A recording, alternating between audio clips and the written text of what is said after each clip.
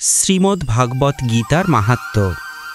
ভগবান শ্রীকৃষ্ণ বলেছিলেন, যেহেতু ভগবদ্ গীতার বাণী স্বয়ং পরম পুরুষোত্তম ভগবানের মুখনিসৃত বাণী, তাই এই গ্রন্থ পাঠ করলে আর অন্য কোনো বৈদিক সাহিত্য পড়বার দরকার হয় না।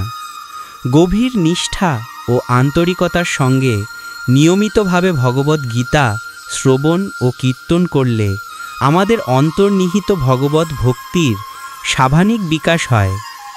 বর্তমান জগতে মানুষের নানা রকম কাজে এতই ব্যস্ত থাকে যে তাদের পক্ষে সমস্ত বৈদিক সাহিত্য পাঠ করা সম্ভব নয়। সমস্ত বৈদিক সাহিত্য পড়বার প্রয়োজনও নেই। এই একটি গ্রন্থ ভগবদ্ গীতা পাঠ করলেই মানুষ সমস্ত বৈদিক জ্ঞানের সারমর্ম উপলব্ধি করতে পারবে, কারণ ভগবদ্ গীতা হচ্ছে বেদের সার এবং এই গীতা স্বয়ং ভগবানের মুখনিসৃত উপদেশবাণী। এই ধরনের ভিডিওর জন্য চ্যানেলটি ফলো করুন। ধন্যবাদ।